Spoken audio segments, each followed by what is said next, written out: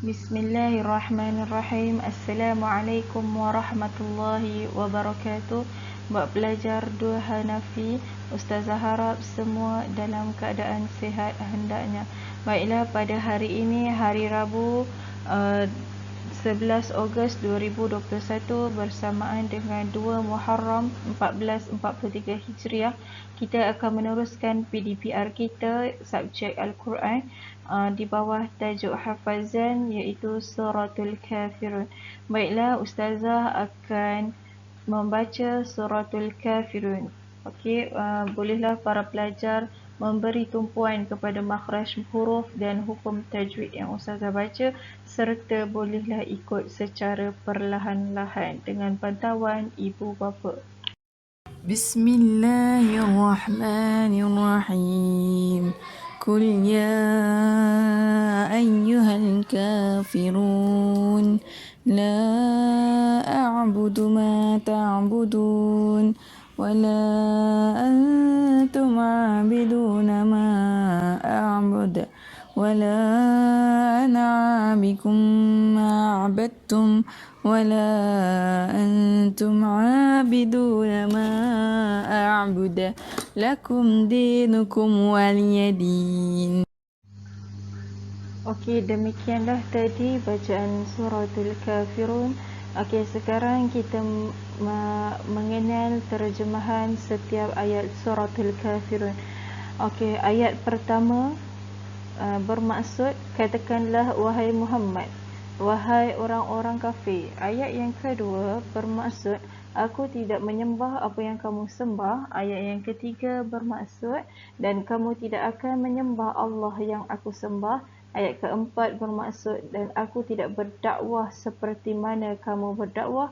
Ayat kelima bermaksud, dan kamu pula tidak mahu beribadah seperti mana aku beribadah.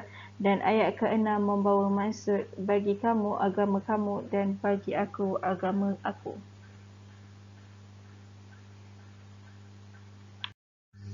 Okey, surah ini untuk menceritakan kepada kita supaya kita berpegang teguh dengan ajaran Islam. Yang kedua, surah ini untuk menerangkan bahawa Rasulullah sallallahu alaihi wasallam tidak akan mengikut agama orang-orang kafir. Okey, kita tengok pula info mengenai surah ini. Surah ini adalah surah yang ke-109 dalam Al-Quran. Dia mempunyai 6 ayat dan surah ini diturunkan di Mekah. Okey, ini adalah sedikit info mengenai surah Al-Kafirun.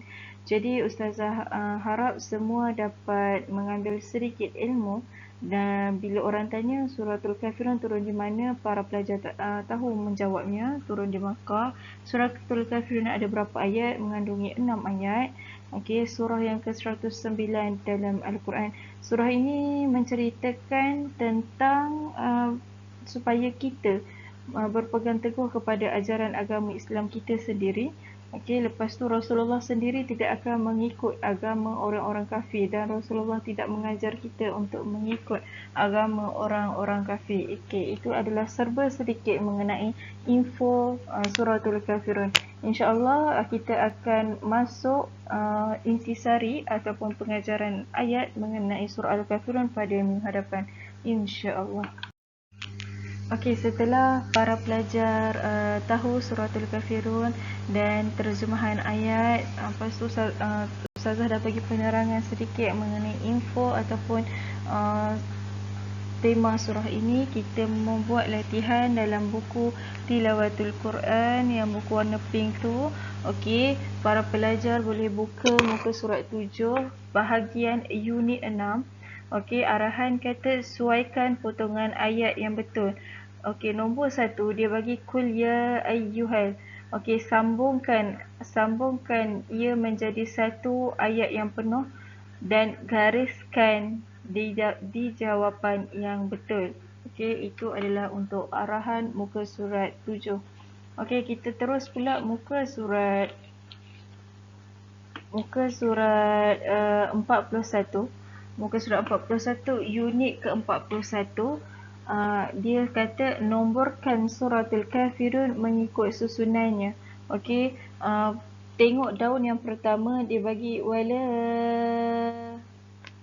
ana abidtum ma abadtum.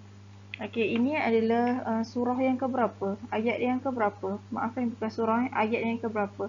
Jadi anak-anak boleh kategorikan atau nomborkan ayat-ayat tersebut dengan tertib. Okey, daripada ayat yang pertama hinggalah ayat yang ke-6. Okey, seterusnya kita buka pula muka surat yang ke-44, unit ke-45. Dia minta sesuaikan ayat dengan terjemahannya. Terjemahannya saya ada bagi di slide yang ketiga, jadi anak-anak bolehlah refer di situ. Okey, contoh nombor 1, Qul ya ayyuhal kafirun. Okey, terjemahan dia apa? Ambil pembaris, gariskan pada jawapan yang betul. Okey, Ustazah harap hari ini dapatlah kamu sedikit ilmu yang sedikit tapi biarlah bermakna.